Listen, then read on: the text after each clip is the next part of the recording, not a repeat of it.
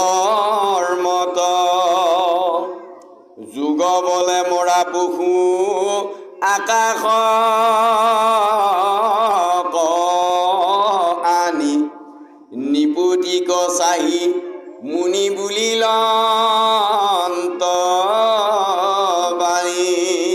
যেনেদৰে যেতিয়া প্ৰাচীন বৰ্হি নামৰ বিষয়ী ৰজাজনে দেৱৰ্ষি নাৰদক এই বুলি ক'লে, নাৰদৰ মনত খুব ভাল লাগিল।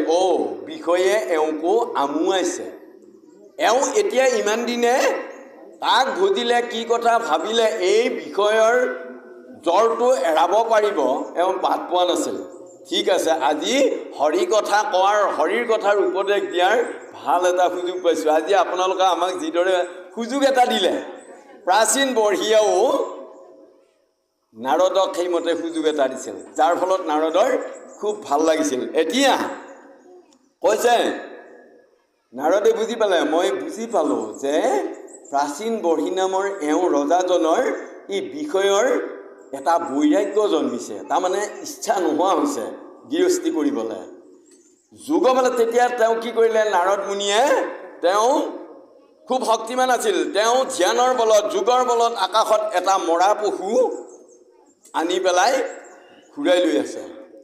নিপুতিক চাহি বুলিলন্ত বাণী, তেতিয়া প্ৰাচীন বৰ্হি নামৰ ৰজাজনৰ ফালে মহামুনি নাৰদে লক্ষ্য কৰি এতিয়া কিনো কয়, দেশ দেশ মহাৰাজা ভ্ৰমে আকাশত যজ্ঞ বুধি আচতই পশু যত যত হাতত ধৰিয়া খৰ্গ পৰশু কুঠাৰ মৰণ কবাত চাই আছয় তোমাৰ। কি ক'লে নাৰদে, হে ৰাজন, তুমি আকাশত চোৱা, ইমান দিনে বিষয়ৰ কাৰণে তুমি যিবিলাক যজ্ঞ হোমকৃত কৰিছিলা, তোমাৰ নিজৰ বৈষয়িক সুখ লাভৰ কাৰণে যিবিলাক পশু কাটি তুমি বলিদান দিছিলা, সেই পশুবিলাকে আজি আকাশত তোমাৰ বাবে কি কৰি আছে চাওক।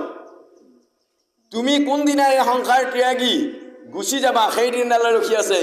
তুমি যিদিনাই যাবা নহয়, তোমাক কুঠাৰেৰে কাটি কাটি খণ্ড কৰি তোমাৰো মাংস খাবলৈ ৰখি আছে তাতে বুলি ক'লে। তেতিয়া দশন স্বভাৱে কোপে আজোৰয়কে অস্তক ফুৰাৱে হাতে ধৰিয়া আশেষ কাটন্তে পাইলে কজত দুখতা কস্মৰি শাৰী শাৰী শুয়া বহি আছে কোপ কৰি। সিহঁতক তোমাৰ স্বাৰ্থৰ নিমিত্তে সিহঁতক কাটোতে সিহঁতে যি দুখ পাইছিল, যি কষ্ট পাইছিল, আজি সিহঁতে তোমাৰ কাৰণে শাৰী হৈ বহি আছে। তোমাকো যাবৰ দিনা তেনেদৰে দুখ কষ্ট দি কাটি কাটি কোবাই কিলাই মাৰি মাৰি থেথেলা কৰি প্ৰতিশোধ ল'বৰ কাৰণে বুলি কৈছে। হে ৰাম, অমৰি তুমি যেতিখনে স্বৰ্গে চলি যাব, বেঢ়ি হবে মাৰিবে কুঠাৰৰ ঘাৱ, খণ্ড খণ্ড কৰিবে তোমাৰ শৰীৰ, বোম্বালে শৰীৰ ঢাকি বহিবে ৰুধি। আৰু যিদিনা তুমি যাবা সেইদিনা তোমাক কাটি খণ্ড খণ্ড কৰিব আৰু বোম্বালে মানে ধাৰাসাৰে কি বব, ৰুধিৰ, তোমাৰ শৰীৰৰ তেজ ধাৰাসাৰে বৈ যাব সিহঁতে যেতিয়া কাটিব।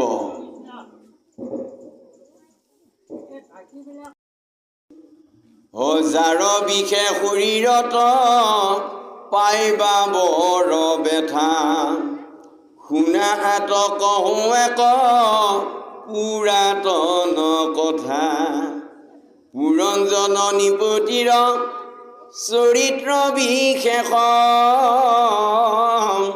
সাৱধানে শুনা তাক কহিবুনি শেষ। গতিকে যিবিলাকৰ বিষত বিষৰ বাবে শৰীৰত আমি বহু কষ্ট অনুভৱ কৰিম বা কৰি আছোঁ। এতিয়া সেইবিলাকৰ বিষয়ে, কৰ্মবিলাকৰ বিষয়ে আজি হে ৰাজন তোমাৰ আগত মই কওঁ, তুমি শুনা। কি ক'ম? যে পুৰঞ্জন নামৰ এজন ৰজাৰ কাহিনী, জীৱন কাহিনীৰ বিষয়ে তোমাক ক'ম। অ ৰাম ৰাম আছিল অন্ত্ৰ নিপ এক নামে পুৰঞ্জন ঢাকিল ধৰণী খান যাৰ গুণগণ তাৰ এক মিত্ৰ আছে অবিজ্ঞাত নাম নহয় বিফল যাৰ বাঞ্ছিতাৰ্থ কাম। আমাক প্ৰথমতে ক'লে যে তাহানিতে পুৰঞ্জন নামৰ এজন ৰজা আছিল। এই পুৰঞ্জনৰ জীৱন যশ কীৰ্তি গৌৰৱে এই ধৰিত্ৰীখন গুণগানেৰে যেন ঢাকি পেলাইছিল। ইমান পৰাক্ৰমী, ইমান গুণশালী ৰজা আছিল। আৰু সেইজন পুৰঞ্জন ৰজাৰ এজন মিত্ৰ আছিল যাৰ নাম অবিজ্ঞাত। এতিয়া পুৰঞ্জনে যি বাঞ্ছা কৰিলেও কেতিয়াও বাঞ্ছিত যিটো অৰ্থ সেইটো কেতিয়াও বিফল নহয়। কিয়? তেওঁৰ বন্ধুজনৰ নাম আছিল অবিজ্ঞাত। এতিয়া পুৰঞ্জন মানে জীৱ বা জীৱ আত্মা। আপুনি মই সকলোৱে পুৰঞ্জন।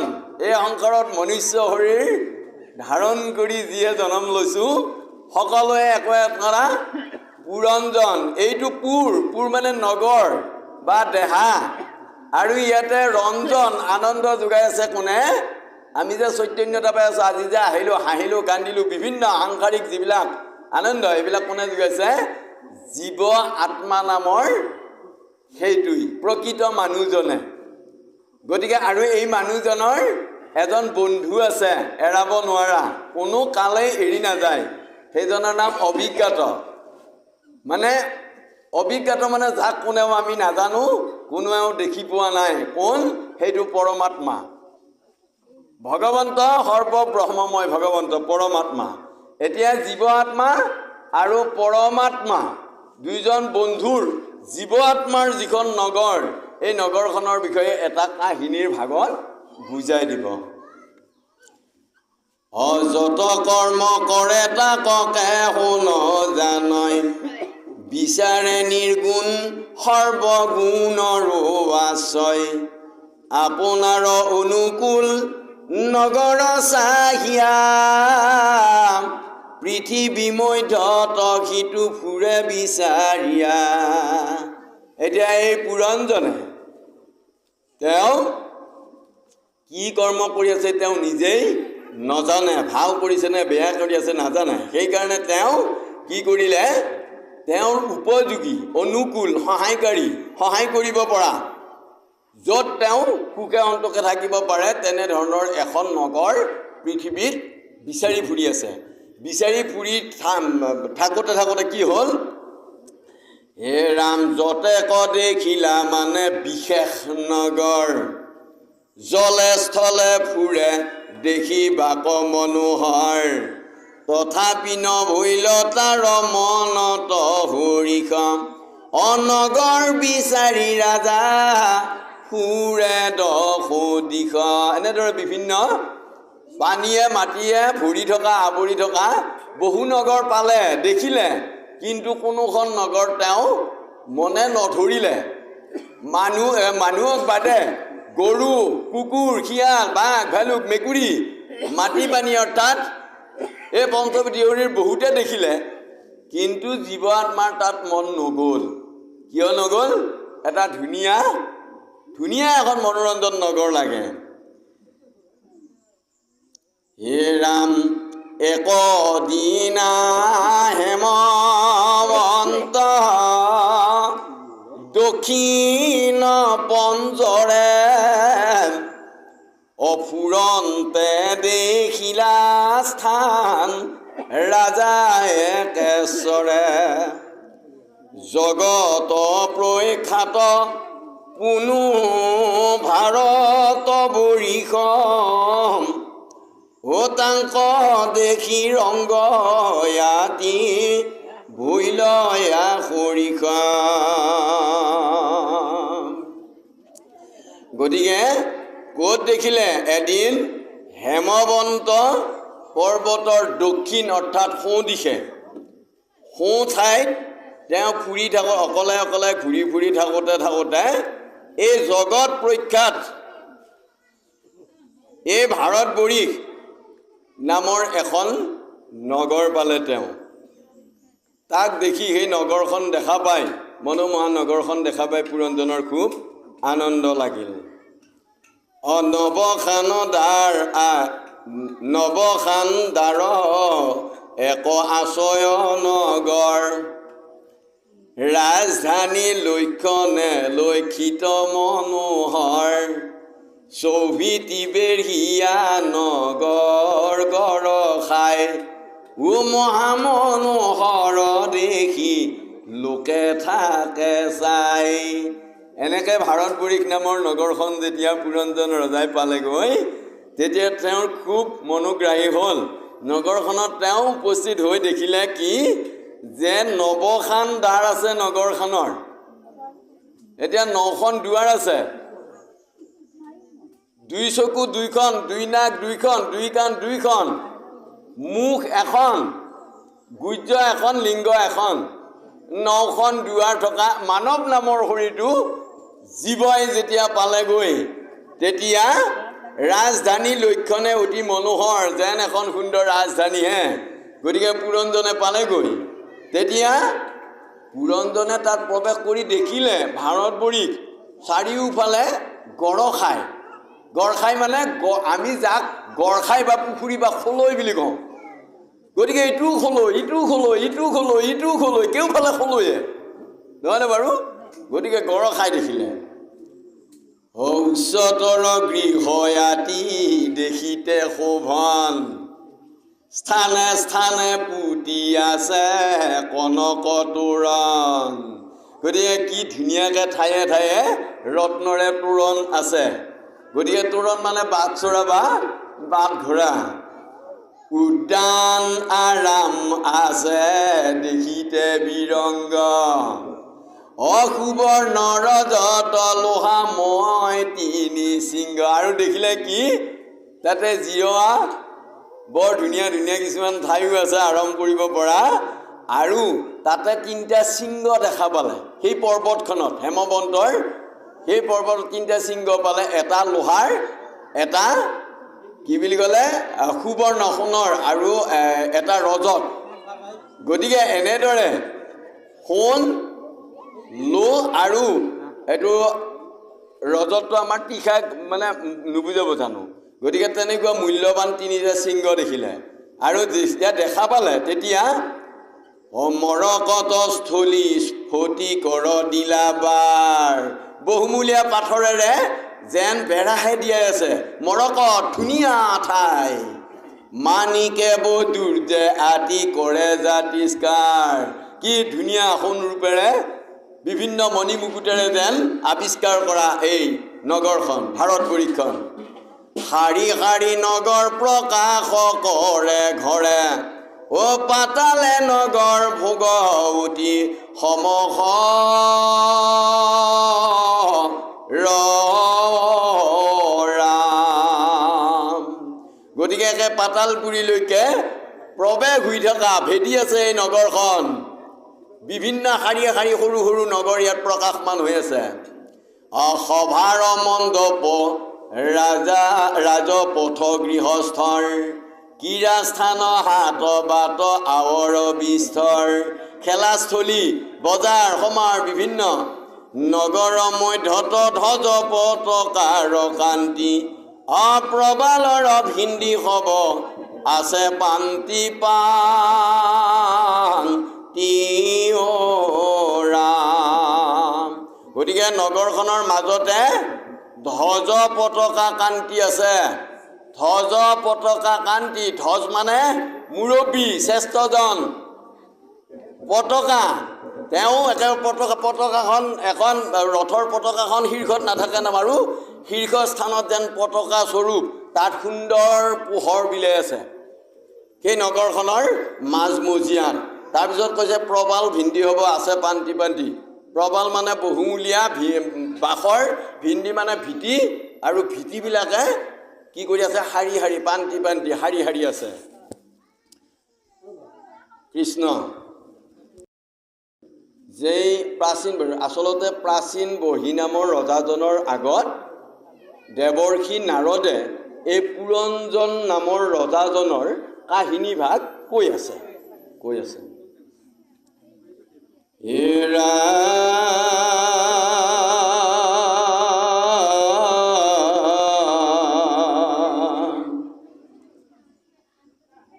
নগৰৰ বাহিৰত আছে উপবন দিব বিকলতা গণ দেখিতে শোভন তাতে পদ্ম মধুপিয়া গুঞ্জৰে ভ্ৰমৰ কোলাহল শবদত বধ শতক ৰৰা সৰোবৰ জলে আছে চপ চপ কৰি কুমুদ উৎপল পদ্ম জলে আছে ভৰি নানাবিধ পক্ষী তাতে পুৰিয়া চৰাই আখুললিত ৰাৱতে দে শুনি মোহ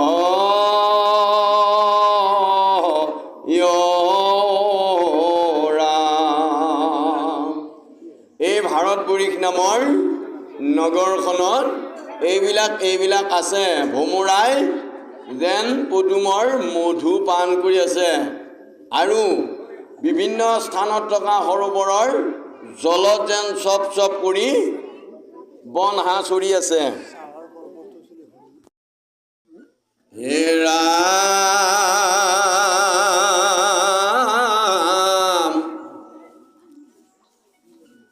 সৰোবৰ জলে আছে চপ চপ কৰি কুমুদ উৎপল পদ্ম জলে আছে ভৰি নানাবিধ পক্ষী তাতে পুৰিয়া চৰয় ফুললিত ৰাৱেতে যে শুনি মোহয় অবায়ু লাগি জলত উঠল উচয় অতিৰত বিখৰ প্ৰত সঘনে পৰ জলবিন্দু পৰশত উজ্জ্বলিত বন পুখিবে নপাৰে জাত সূৰ্যৰ কিৰণ সেই ভাৰতবৰ্ষখনত ভিতৰ চোৱা ইমান অন্ধকাৰ যে সূৰ্যৰ বাহিৰৰ পোহৰ তাত একো প্ৰৱেশ কৰিব নোৱাৰে ইমান অন্ধকাৰ বাহিৰখন ধুনীয়া অলংকাৰে তোৰণে আবৃত বিভিন্ন ঠাইত বাট চৰা বাট ঘোৰা আছে এইটো এটা বাট ইয়াতে এই চকুৰ পিৰিটো বাট ঘোৰা নহয় জানো এইটো বাট ঘোৰা গতিকে এনেধৰণৰ বিভিন্ন বাট চৰা বাট ঘোৰা আছে এতিয়া সেইকাৰণে কৈছে এই ভিতৰ ফালে ইমান অন্ধকাৰ যে সূৰ্যৰ অলপমানো পোহৰ তাত প্ৰৱেশ কৰিব নোৱাৰে তাৰমানে ভিতৰখন আন্ধাৰ আমাৰ বাহিৰখন ধুনীয়া বগা চিকমিকিয়া অলংকাৰেৰে ধুনীয়া কৰি লৈছোঁ কিন্তু ভিতৰখন জানো আমাৰ শুদ্ধ নেকি বাৰু নহয় আন্ধাৰ লেতেৰা কপটীয়া আমাৰ মনৰ ভিতৰবিলাক তাৰে পৰিচয় দিছে ৰাম হৰিণ বৰাহ গুৰু গন্ধাৰ মহিষ মহাগজ ভ্ৰমে বনে পুৰিও সমীষ সিংহ বাঘ ঘোঙে উট ভালুক চবৰিয়ে অসৰভেদী নানা বনে ফুৰে চৰি আনু নানা বিধ মৃগ আচয় বনত তাতো হন্তে কেৱে ভয় নকৰে মনত কাকো কেৱে হিংসা নকৰয় কদাচিত মুনি সমথা কন্ত সবাৰো মুনি সমথা কন্ত সবাৰো চিন্তিহি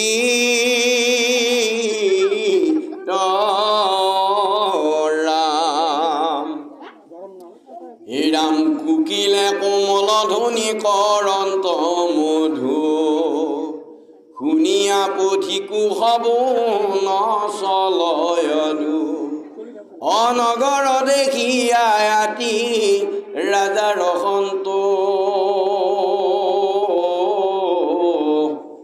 অবোলা হৰি হৰি দূৰ হৌক কলিয়ে দো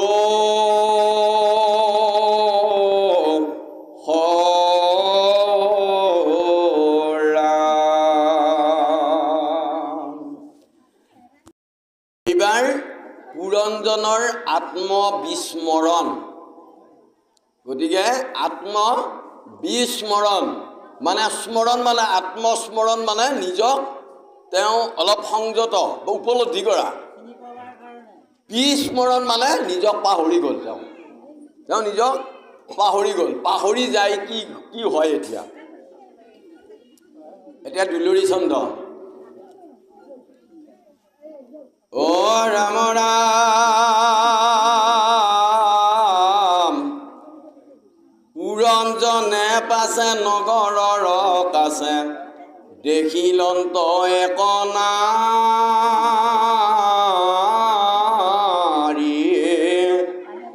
ৰূপে বিতুপনি তৈলুক্য মোহিনী অকমনে বৰ্ণাইতে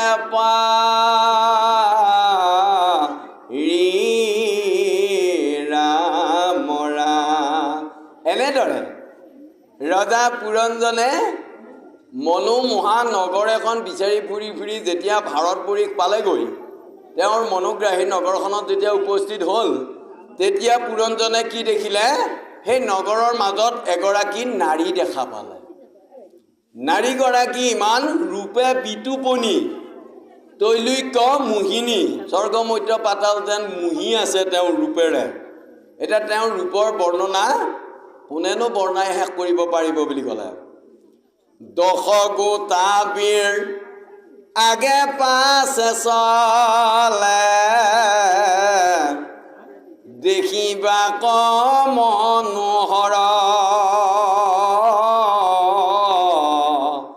সহসে সহসে পদাতি অজসে চলে সংগে একোই কৰ পুৰঞ্জনে কি দেখা পালে যিগৰাকী নাৰী দেখা পালে নাৰীগৰাকীৰ আগতো 10টা বীৰ পাছতো 10টা বীৰ দেখিবলৈ ধুনীয়া আৰু হাজাৰে হাজাৰে খোজকাঢ়ি যোৱা অজস্ৰ পদাতি অকলে অকলে নাৰীগৰাকী আগে পাছে এনেকা আগুৰি গৈ আছে তেওঁ অকলে গৈ আছে অ ৰাম ৰাম এক গোটা বীৰ 500 গোটা ক্ষীৰ সৰ্পৰ সদৃশ কায়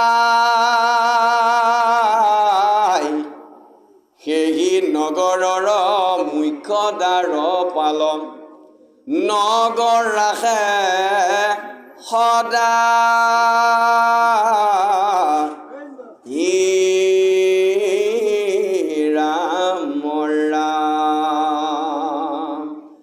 গতিকে এটা বীৰৰে 500টাকে মূৰ বুলি কৈছে গতিকে 500টা মূৰ ইমান শক্তিবান তেওঁলোকে নগৰখনৰ মুখ্য দাড়ি বুলি কৈছে দাৰ ৰখীয়া তাৰপিছত কৈছে আপুনি অকণমান ৰক মই পদখিনি পঢ়ি লৈ পিছত কৈছোঁ আপুনি শুনি যাই থাকক কেৱল স্বামী বিচাৰিয়া ফুৰে স্থানে স্থানে আপোনাৰ অনুৰূপ যাৰ ৰূপ দেখি থাকয় নিৰেখি মুনিগণু হুয়া চুপ পুৰঞ্জনে দেখিলে যে এইগৰাকী নাৰী আগে পাছে 10টা বীৰ লৈ সহস্ৰ পদাতি লগত লৈ নগৰৰ মাজে মাজে অকলে অকলে খোজকাঢ়ি ফুৰি আছে তেওঁ অনুমান কৰিছে এওঁ নিশ্চয় এওঁৰ উপযুক্ত স্বামী বিচাৰি ফুৰিছে নাৰীগৰাকীয়ে তেওঁৰ স্বামী বিচাৰি আছে। তেতিয়া যাৰ ৰূপ দেখি মহা মুনিবিলাকেও ভয়তে বা ভুল গৈ মনে মনে চুপ হৈ চাই থাকে, ৰূপত মুগ্ধ হয়। ইমান ধুনীয়া ৰূপৱতী নাৰীয়ে আজিলৈকে স্বামী বিচাৰি পোৱা নাই, গতিকে স্বামী বিচাৰি আছে।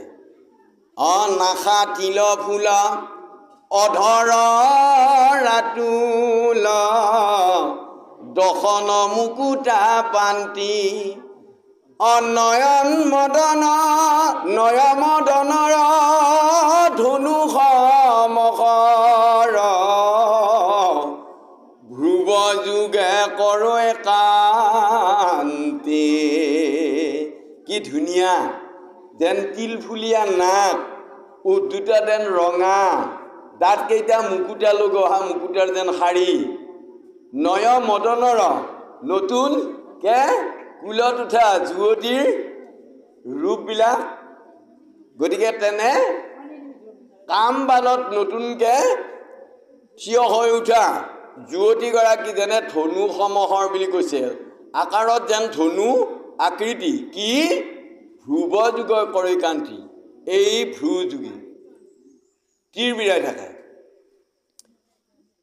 শোভন কপোল দেখিতে মূল কেশচয় ৰুচিকৰ বদন সুঠান দেখি পূৰ্ণ চান্দ ৰূপী আছে সৃষ্টিকৰ। ইমান ধুনীয়াকৈ সৃষ্টিকৰ্তাজনে ইমান সুন্দৰ ৰূপেৰে স্বজন কৰি থৈ দিছে, যেন দেখিলে চকু আৰু বেলেগলৈ নুঘূৰে। ৰাম ৰাম সম দুই কৰ্ণ আতি বিতুপন কুণ্ডলয় আচয় ধৰি গন্ধস্থল মাজে দুলীয়া বিৰাজে আতি জলমল ৰাম। কাণ দুখন যেন কুণ্ডলে সভা কৰি আছে, গন্ধস্থল এইখিনি যেন দুলীয়া, আমাৰ এই থুৰীয়া মণি বুলি কয়, গতিকে এনেকুৱা দুলি আছে যেন মণি দি, গতিকে অতি চিকমিকনি। ৰাম ৰাম শ্যাম শৰীৰত জলে পীত বস্ত্ৰ সদৃশ নাহিকে যাৰ অতি মাজে হেম মেখলা প্ৰকাশে নানা ৰত্নে জাতিস্কাৰ ৰাম ৰাম। শ্যাম মানে ঘন নীলা অৰ্থাৎ ক'লা বৰ্ণৰ শৰীৰটো, জলে পীত বস্ত্ৰ হালধীয়া পাট কাপোৰে ইমান উজ্জ্বলতা বঢ়াই আছে যেন, আৰু কঠি মাজে হেম মেখলা প্ৰকাশে, কঠি মানে কঁকাল, গতিকে কঁকাল ভাগত ইমান সুন্দৰ মূল্যৱান অলংকাৰ, হেমহাৰ বুলি কৈছিলে আগতে, হেম মানে অতি মূল্যৱান, গতিকে মূল্যৱান অলংকাৰ কঁকালত আঁৰি ধোৱাই আছে। দুখানি চৰণে কনক নুপুৰ ৰুণ জুন কৰিবা যেন মাধৱ দেৱক সেৱা কৰিবা ক যেন লক্ষ্মী দেৱী সাজে। আই লক্ষ্মী দেৱী যেন সাগৰ মন্থনৰ সময়ত যেন হাতত উৎপলৰ মালা ভাগি লৈ কৃষ্ণক বৰিবলৈহে আহি আছে, ইমান সুন্দৰ ৰূপ, ঠিক যেন তেনে সদৃশ। এতিয়া আইসকলে বৰ গুৰুত্ব এটা দিয়া নাই, সেইকাৰণে আমি বুজি পাই আছোঁ। এতিয়া যদি আপোনালোকে একাণপতীয়াভাৱে গুৰুত্ব নিদিয়ে, একো বুজি নাপাব, ইয়াৰ ৰস একোৱেই নাপাব। আপোনালোকে ঘৰত সদায় পিয়াহ লাগিলেও গিৰিহঁতে কৈছে এগিলাচ পানী আনাহে, বৰ পিয়াহ লাগিল। চাহ খাব লাগিলেও কৈছে চাহ দিয়া একাপ। আপুনি কি কাম কৰি আছিল? গিৰিহঁতে আপোনাৰ সেইগিলা বিচাৰ খবৰ নাই, মুঠতে তেওঁ ফুৰি আহক বা কিবা কৰি আহক, বোলে আপোনাৰ দুখৰ কথা তেওঁৰ ভাবিবলৈ সময় নাই। মুঠতে চাহ খাওঁ, ভাত খাওঁ, আকে খাওঁ, তাকে খাওঁ, বোলে কাপোৰখন ধুলিনে অমুক কৰিলনে, নহয়নে বাৰু? আজি এটা সুন্দৰ সুযোগ পাইছে আপোনালোকে, গতিকে আপোনালোকক আজি বহি থকা অৱস্থাতেই এটা সময়ত ইমান ধুনীয়াকৈ শুনিব দিছে যে শুনি থাকি থাকি অৱশেষত মহাপ্ৰসাদ লৈ আপোনালোকে গধূলি গৈ পেলাই আকৌ কৰ্মত ব্যস্ত হওঁ। এতিয়া এইখিনি সময় আজৰি পাইছে যেতিয়া আজি ইয়াৰ পৰা দুটামান কিবা লওক, যাতে গিৰিহঁতে যদি চাহ খাওঁ ভাত খাওঁ বুলি কয় তাৰ পৰা উত্তৰ দিব পাৰে নিজে বনাই খাব নোৱাৰে নেকি এই বুলি ক'ব পৰা অন্ততঃ বাট এটা ৰ'ব সেইকাৰণে আপোনালোকে ভালদৰে মনোযোগ দি শুনি লওক তাৰমানে যে দেহা আৰু আত্মা অৰ্থাৎ গিৰিয়েক আৰু ঘৈণীয়েক পুৰুষ ভাৰ্যাতে আচলতে সম অধিকাৰী এই বস্তুবিলাক আমাক শাস্ত্ৰই নিদৰ্শন দি আছে কিন্তু একান্তভাৱে যদি আমি নুশুনো ইয়াক আমি বুজিব নোৱাৰিম অৰাম আতি উচতৰ পিন পয়ুধৰ শিফল সম কঠিন অন্য অইনে দুয়ো সমানে প্ৰকাশে খানি কোনো হয়হি হেন পয়ুধৰ বস্তৰ আঞ্চলে ঢাকি ঢাকি ধীৰে যায় আতি মধ্যকিনী গজেন্দ্ৰ গামিনী লাজে অৱনত কায় গতিকে নাৰীগৰাকীয়ে উঠন বুকু ভাগি তেওঁ লাজতে আৰ দি লৈ যেন গজেন্দ্ৰ গামিনী হাতী খোজ হস্তিনী খোজেৰে ধুনীয়াকৈ গহন গহনকৈ গৈ আছে কনক কংকন বাহুত শোভয় কণ্ঠত মুক্তি কহাৰ দুই পৰ্বতৰ মাজত যেন দেখি সুৰেশ্বৰী ধাৰ গতিকে এটিকা সোণৰে কংকন দুইখন হাতত গলত মুকুতা লগোৱা হাৰ যেন দুই পৰ্বতৰ মাজেৰে স্ৰোতস্বিনী গংগাহে বৈ গৈ আছে এনে ধুনীয়া ৰূপেৰে তেওঁ গৈ আছে ইমান পৰিষ্কাৰ হে লাজে অল্প হাস চলে লাখে লাখ অতাক্ষ নয়নে চাৱে ৰাজা পুৰঞ্জন আকুলিত মন মদন ৰসৰ ঘাৱে ইমান ধুনীয়া ৰূপৱতী নাৰীগৰাকীক দেখি পুৰঞ্জন যেন স্থিৰে থাকিব পৰা নাই নোৱাৰিনো কি কৰে অবিনয় প্ৰকাৰে শনিত চাপিয়া বোলে পুৰঞ্জনৰ ৰায় কি নাম তোমাৰ কাহাৰ জীয়াৰী যাইবা তুমি কোন ঠাই উপায় নাপায় তেওঁ আগে মাতি পেলাই কৈছে হেৰা জ্যোতি তোমাৰ নামনো কি তুমি কলৈকে যোৱা এইবুলি কি কামতনো তুমি এনেদৰে ঘূৰি ফুৰিছা এইবুলি কৈছে তেতিয়া আৰু দেউতাৰ নাম কি কমল পতৰ সমান লোচন মুখত অমূল্য হাসি অস্থানে আঁকিয়া কি কাৰ্যে ফুৰা কৈৰহন্তে আছায়া সি তুমি যে হাবিৰ মাজে মাজে আহি আছা অকলে অকলে তুমি কি কামত কলৈকে যাব আহিছা অকলে অকলে আৰু তুমি ক'ৰ পৰা আহিছা কলৈ যাবা বিভিন্ন প্ৰশ্ন পুৰঞ্জনৰ আৰু ক'লে ইটো পুৰী খান আতি বিতোপন দেখিয়া শৰীৰ জোৰে দশ গোটা বীৰ আগে আগে চলে আকাশত যেন উৰে আকাশত পক্ষী উৰিলে কাৰো গাত নালাগাকে ক'তো নালাগাকে এই দহটা বীৰ যেন ক'তো লাগাই নাই তোমাৰ আগে আগে গপত গপতকৈ গৈ আছে মই দেখিলোঁ যেন ক'তো লাগাই নাই তোমাৰ গাত অকণমানো চেকা পৰিব দিয়া নাই এনেধৰণে গৈ আছে তেতিয়া অ নেত ফালি মাথে বাৰু খান্দা হাতে পদ ভৰে মুহি কাম্পে তৈলৈক ভিতৰে কেৱে সম নাহি জমক যুঁজিবে জাম্পে গতিকে ইমান বলৱান যেন তিনতলিকৰ ভিতৰত এওঁলোকক পৰাস্ত কৰিব পৰা যেন কোনোৱে নাই ই কনক কংকন বাহুত ভূষণ অংগৱাতী জাতিস্কাৰ সুবৰ্ণ কুণ্ডলে কৰ্ণ শোভা কৰে গলত সোণাৰ ৰহাৰ কটি পিত ধুতি তাহাতে কিংকিনি বাজে ৰুণ জুন কৰি অচৰণে নুপুৰ সঘনে বাজয় সবা কপুৰয়া বুঢ়ী ৰাম। গতিকে হালধীয়া পাট কাপোৰৰ যেন টপিলা ভাগত কঁকাল ভাগত ধুতিহে পিন্ধি আছে এওঁলোকে, আৰু আ অলংকাৰে সুসজ্জিত হৈ আছে। গতিকে এইবিলাক বিভিন্ন কথা পুৰঞ্জনে নাৰীগৰাকীক সুধি আছে। হে ৰাম অপাঞ্চ মুণ্ডে জানা মহাসৰ্প গোট চলয় তোমাৰ আগে, ইটো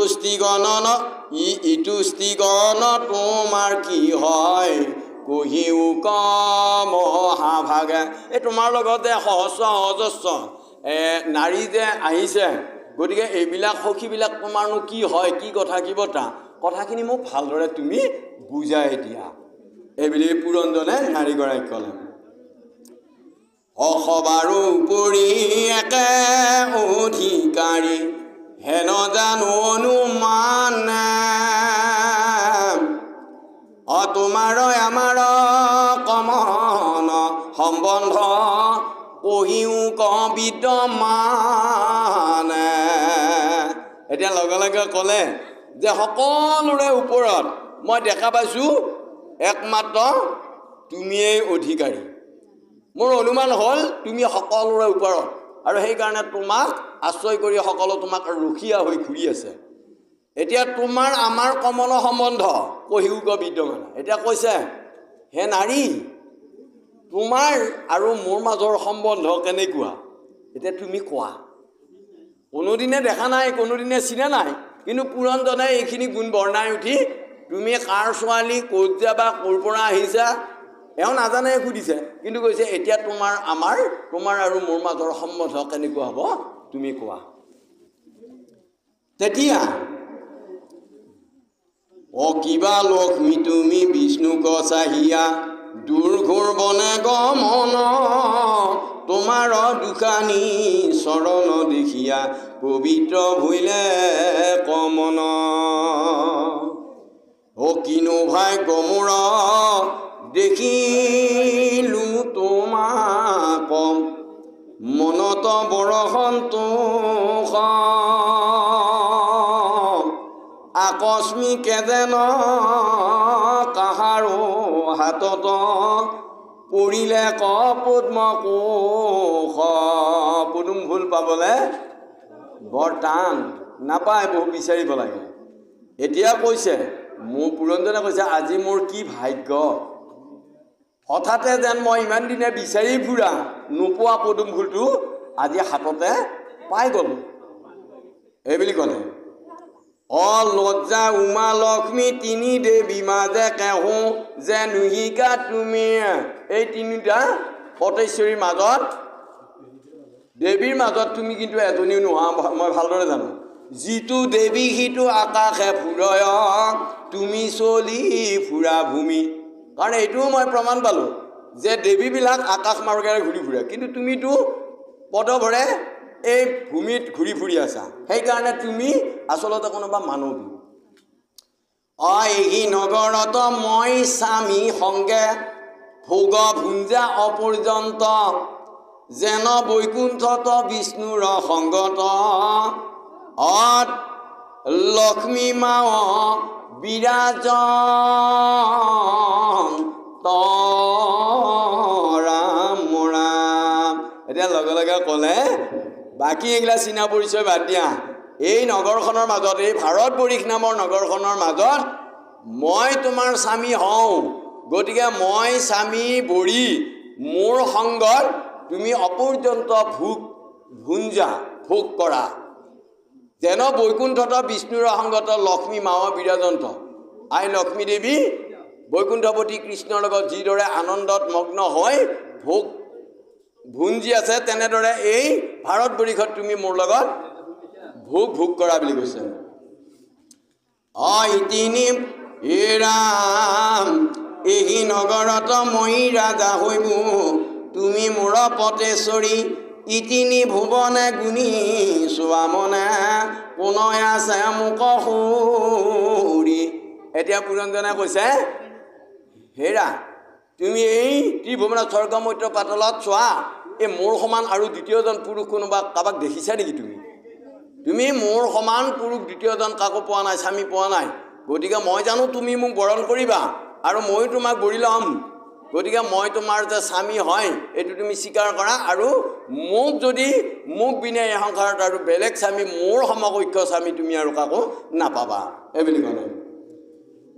তোমাৰ নয়ন কটাক্ষে নিৰেখি মন মোৰ জৰ্জৰিত, তজুৱাই গা পাই মদনে সদায় প্ৰিয় মুখ তৰিত,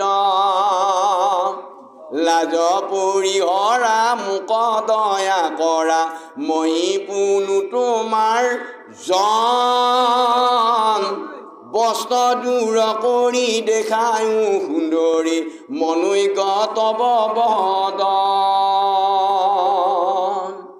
গতিকে আৰু পুৰঞ্জনে ক'লে, তুমি হেৰা সুন্দৰী, তুমি যে মুখখন লাজতে যে কাপোৰ ঢাকি থৈছা, আঞ্চলেৰে ঢাকি থৈ দিছা, গতিকে তুমি লাজটো দূৰ কৰা, তোমাৰ এই মুখ দয়া কৰা, মই কোনো তোমাৰ জন। তুমি জানি লোৱা যে জন মানে মানুহ। আমি এই ধৰাধামত মানুহক বাদে আৰু বেলেগক জন বুলি শব্দটো ব্যৱহাৰ নকৰোঁ, গৰুকটো বা কিবা বস্তুক ডাল এনেকুৱা। কিন্তু এতিয়া শাস্ত্ৰই আমাক জন বুলি কৈছে, মই পুনু তোমাৰ জন, তাৰমানে তোমাৰ মানুহজন ময়েই, এইবুলি কৈছে। আৰু বস্ত্ৰ দূৰ কৰি দেখায়ো সুন্দৰী, মনৈক্যত বচন, মোৰ মনে বিচাৰি ফুৰা ইমান ধুনীয়া মুখখন তুমি কিয় আঁৰ কৰি থৈ দিছা, তুমি মোক দেখুৱাই দিয়া বুলি কৈছে। তোমাৰ বচন শুনিয়া সুন্দৰী, কৰ্ণৰ সাফল হৌক, মদন কদন এৰুৱাইয়াবে, দাস বুলি লোৱা মোক, পুৰঞ্জন কথা নাহি অন্য কথা, সাক্ষাতে অমৃত সম, আকৌ দিবা জনে শুনে এক মনে, তাক কি কৰিবে জম।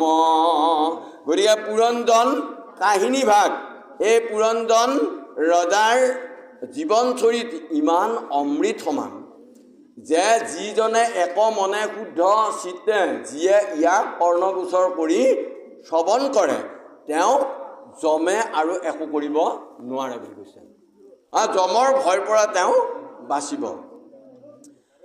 মহাগুঢ়তৰ অৰ্থযত বিজ্ঞানৰ সৰ্গ প্ৰায়, এই তেতিয়া যে মোক বহুতে সুধিছিলে, এতিয়া শাস্ত্ৰই কৈছে ইমান গভীৰতাপূৰ্ণ এই পুৰঞ্জন আখ্যানৰ পদবিলাক যে আৰু অৰ্থযত, এই পদৰ অৰ্থ যিমানবিলাক বিজ্ঞানৰ সৰ্গ প্ৰায়, অৰ্থাৎ বিজ্ঞান মানে সকলোকে সমানভাৱে দেখিব নোৱাৰা, বৰ্তমান সকলোকে আমি এই বিভিন্ন মানুহ দেখি আছোঁ, কাৰণ আমাৰ ইয়াতে এটা কলুঘটা পোকা আছে। এই পোকাটো মাৰিব পৰা সৰ্গপাত এতিয়ালৈ পোৱা নাই। যদি আজি এই পুৰঞ্জন কাহিনীভাগৰ অৰ্থখিনি, গূঢ় অৰ্থখিনি আমি জানো, তেনেহ'লে আজিৰ পৰা এইটো অমুক, সেইটো তমুক, সেইটো তমুক, ই একদিন মোক গালি পাইছিল, সি একদিন মোক উপকাৰ কৰিছিল, এই মানে ত্যাগ ভাৱ, আপোন ভাৱ, এইবিলাক ভাৱ নাইকিয়া হৈ সকলোকে সমান দেখিব পৰা যিপাত অস্ত্ৰ, সেই অস্ত্ৰপাত হ'ল ইয়াৰ গূঢ় অৰ্থভাগ কৰ্ণগোচৰ কৰি হৃদয়ংগম কৰা। যদি হৃদয়খন পৰিষ্কাৰ কৰিব পাৰে এই পদভাগী শুনি বা অৰ্থখিনি শুনি, যে আজিৰ পৰা সকলোকে তাৰমানে সকলোৰে মনত থকা বেয়াবিলাক গুচি সকলোৱে মিত্ৰবধ হ'ব, সমান দেখা পাম। ৰাম জানি নৰ লোক শুনিয়া উৎসুকে, এৰোৱা সংসাৰ দায়, মিছৰত না কৰ কৃষ্ণৰ কিংকৰ, ৰাম মহাগুঢ়তৰ অৰ্থ যত বিজ্ঞানৰ সৰ্গ প্ৰায়, জানি নৰ লোকে শুনিয়া উৎসুকে, এৰোৱা সংসাৰ দায়, মিছৰ ৰত্নাকৰ কৃষ্ণৰ কিংকৰ, আক পদ বন্ধে